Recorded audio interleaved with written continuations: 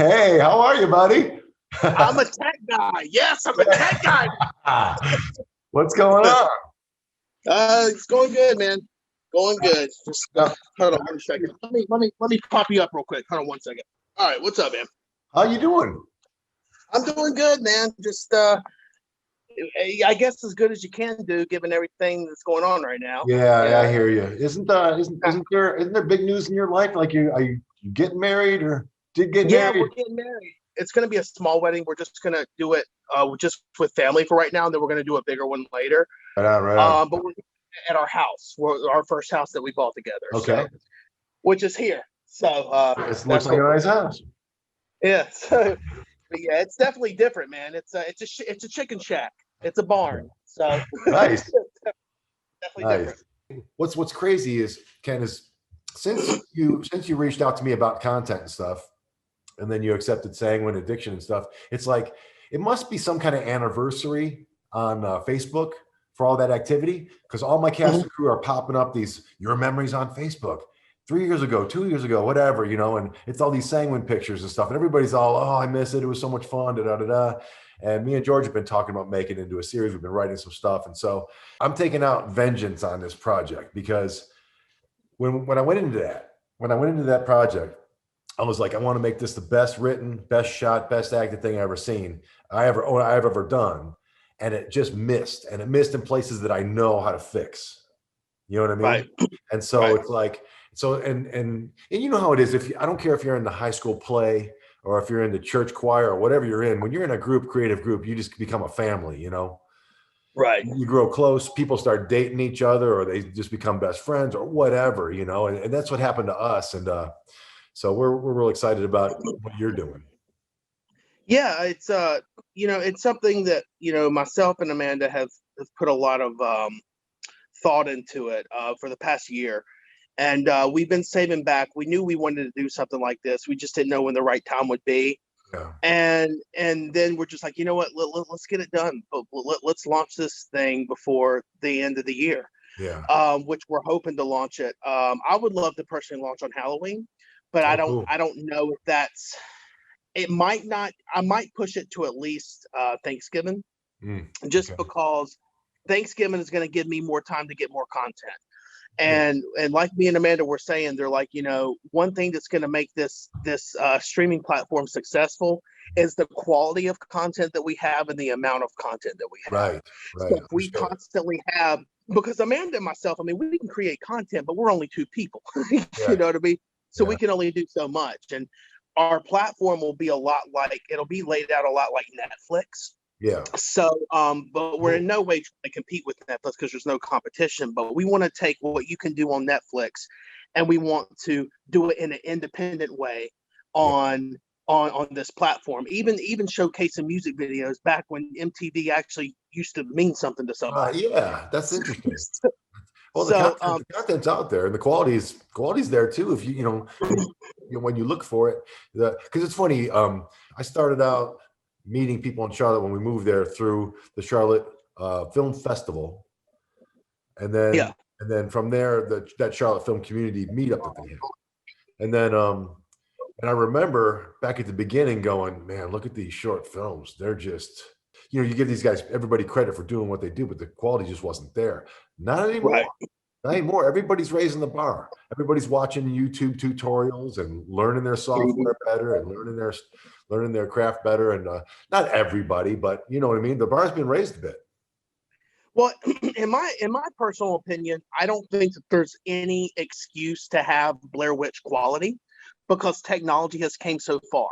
Right. You don't have to have $1 million to look like $1 million, but what's going to differentiate between, but on the same token, it's kind of like people think, oh man, let's get a Red camera and Ari Alexa. I'm like, that's great. Do you have lenses? Do you know how to work it? Do you know how to shoot? Who are you going to get to shoot? Right. And not only that, I've seen some people submit me stuff, and not even just for this, just for other things. They wanted me to look at something, and then I look at it. I'm like, yeah, the cinematography is great. The quality, the production value is great from audio and everything else, but it lacked story and it lacked character. It wasn't, the acting was atrocious. You got to hit the points. Yeah, you got to hit the artistic. Well, Ken, I want to get this off my chest, because I'm almost surprised that you accept ours, because what happened with us is we decided to shoot on A7S2s, right? Mhm. Sony's. And we had three, I had mine, another one, and then we had access to a third. And what happened was I wanted to shoot in log, right? I wanted to shoot in log, and I trusted my camera department. And they went, Sony, the A7S A7S2 had 3 log settings: good, worse, and shitty. And we shot half that show on shitty mode.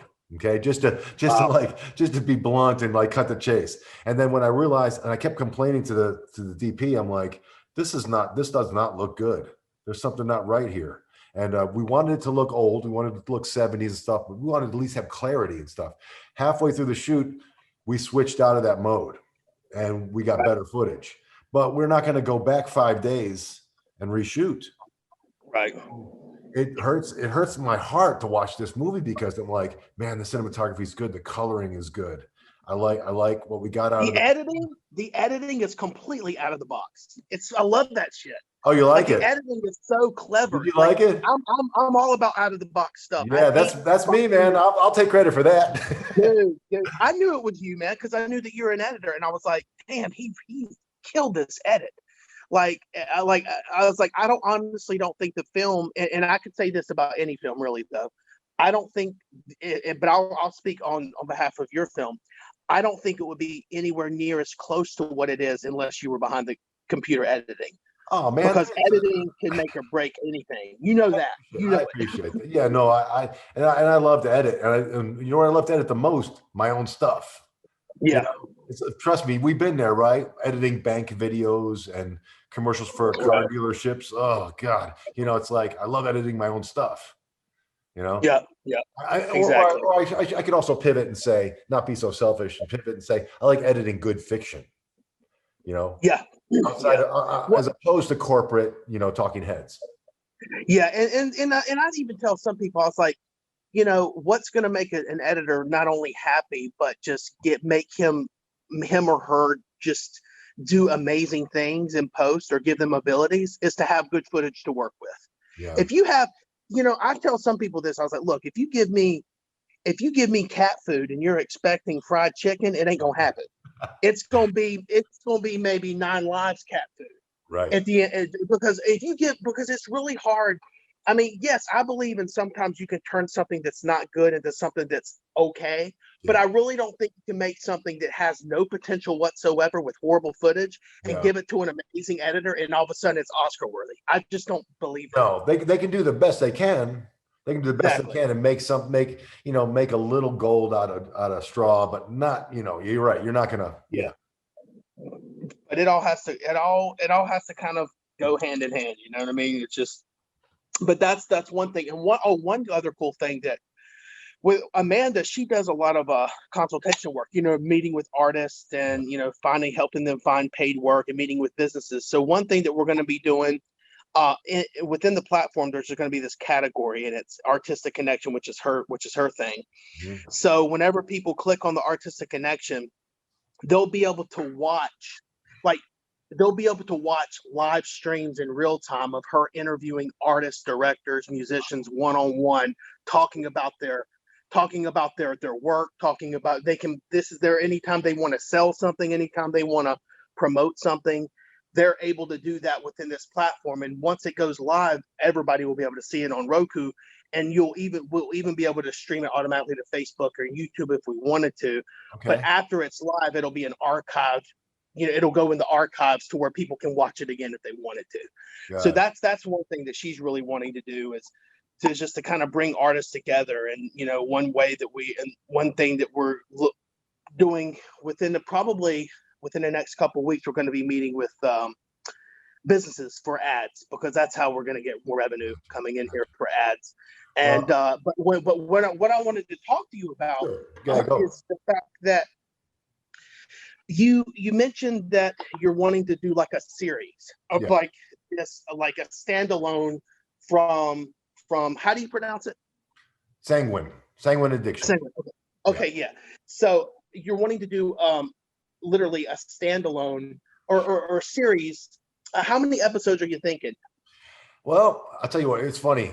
We started with thinking, well, what's a series that would be accepted somewhere? Let's say we targeted the dream and said we're gonna make this and target Netflix. We're gonna follow their Right. specs. We're gonna use the camera level, the red, and we're gonna make it at least a candidate, right?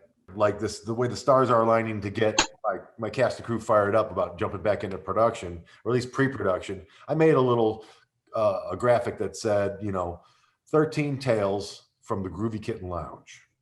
Okay, yeah. And then I thought 13, Halloween, right? And then I was thinking, what about 9? Because that would be like 9 lives. Right. Plus 9 is a little less of Right. a burden Right. to write scripts. So I went with 13 Right. because it rolled off the tongue better. Not that that's going to stick. And then, and then the subtitle was something like, just tales of the weird and fantastical from Paul and George, right? So Right. Just to kind of give people, what is this? We're trying to do a horror genre bending Twilight Zone type of thing. So yeah. we're thinking about like the first episode is sort of there's a little bit of vampires, but it was more of a fight club. It was more of our hero and our villain were the same guy. Right. With multiple personalities, right? So we're thinking about, well, maybe we do vampires another time in focus. Then we do zombies. Then we do UFOs. Then we do Sasquatch. Then we do Satan baby killers, and just mix it all up. And then with the Tales thing, we were thinking about doing like maybe every episode we start with some old grizzled person at the bar that tells a story, and the person they're telling the story to somehow gets sucked into the story. I don't know. We're fleshing out a lot of ideas, but to get it back to you and your question that I'm rambling on, 10 to 12, 13 episodes, a season, a real season. Right. Well, when you told me about that, I was trying to figure out ways to, how do I want to say it? I'm trying to figure out how to put it into words.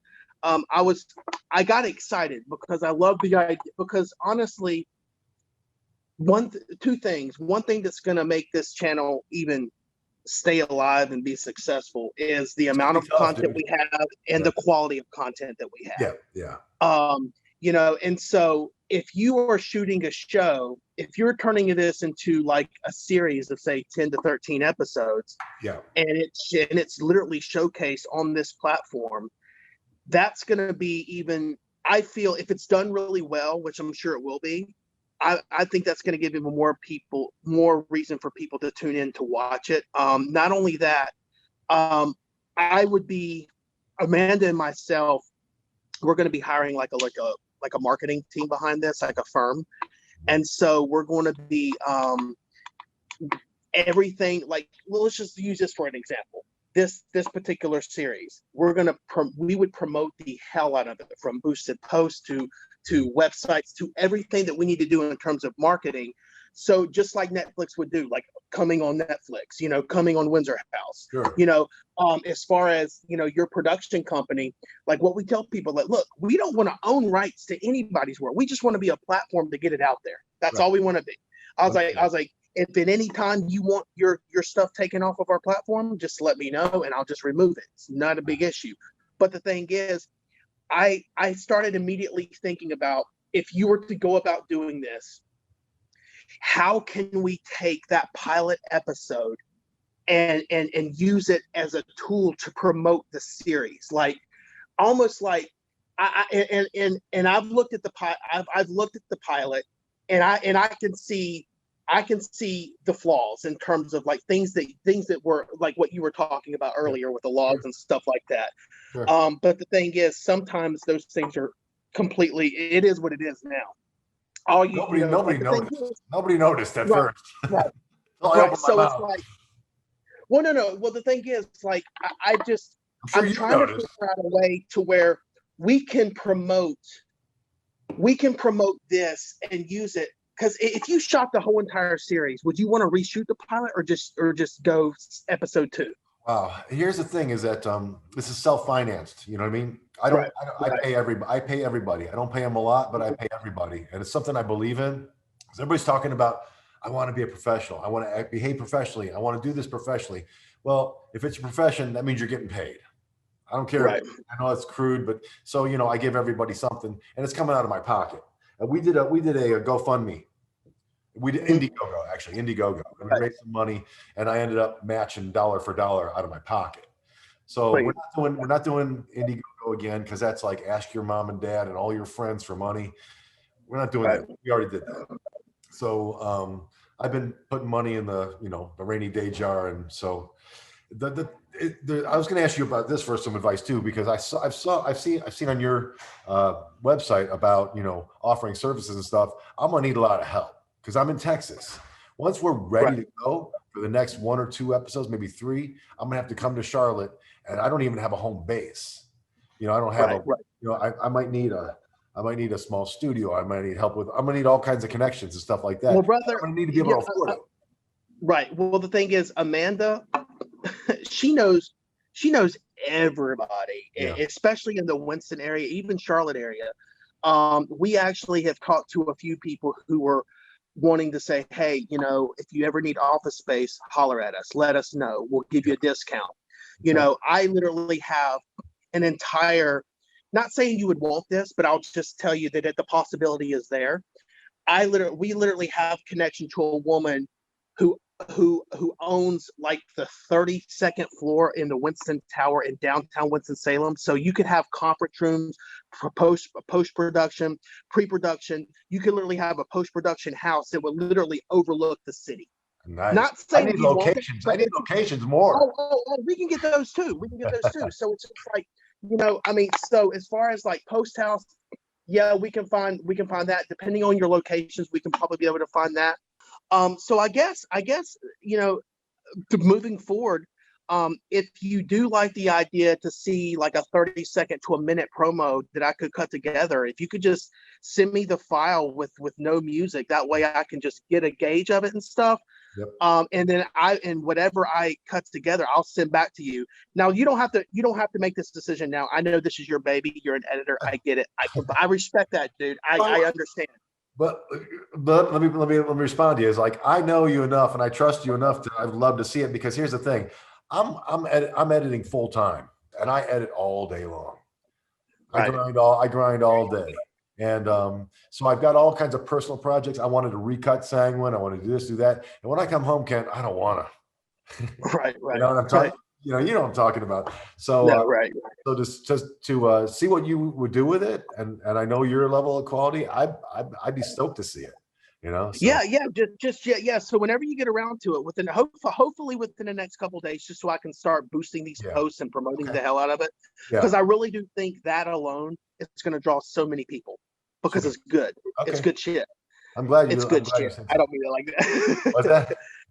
I said it's good shit. I don't, whatever that means. It's good. I love it. I get it. I get you. But no, man, I really believe in what you guys are doing, Paul. I truly do, and I wouldn't have reached out to you if I did. I'm stoked for you. I said something you may not have heard me, because we were talking over to a little bit. I said, what your plans are and your goals. It's going to be hard. You know what I mean? Because you're fighting against so much media, but it's impressive that you're doing it. It's impressive that you've got a plan, and I'm hoping for nothing for success for you guys. Because again, I'm in like, again, back at work. When I got there, I think we're at 1.5 million subscribers, and I helped the team build us up to nearly almost 3 million. And wow. And I've seen the numbers as far as what the estimated income is, and that from YouTube and with advertising and all this AdSense and what their other programs are. And it's just, man, it's tough. There's a lot of media out there, man. I mean, there's tons of media, man. And one reason why we did, real quick, and I'll let you go, but one reason why we chose Roku over all the other platforms is because, one, Roku is a lot more affordable now than Apple TV was. And not only that, Roku, almost every smart TV you buy now, Roku's installed. It's a platform already within the TV itself. It's on the smart TVs. And so, and like I told Amanda last night, I was like, Amanda, you know why this would fail? She's like, why? I was like, because we don't give our all to it. The only way we're going to be successful is if we at least try. Let's fucking try. You got to go for it. That's all we can do is try. Yeah. All right, man. Listen, so it's okay. I'm sure it's okay if I clip little bits and pieces of this. Yeah, man. Clip it. Make me look good. Put. Actually, shade this. Digitally, take that out. Okay. No Make problem. me look like Brad Pitt. Dude, for me, I'm doing complete face replacement. I'm gonna put Brad Pitt right here. So complete 3D, CGI. There you go. All right. And let me know if you need anything else. All right. And all right, buddy. Hang in there, man. Let me know any way I can help. Thanks a lot. Thanks, man. Peace. Awesome. Bye.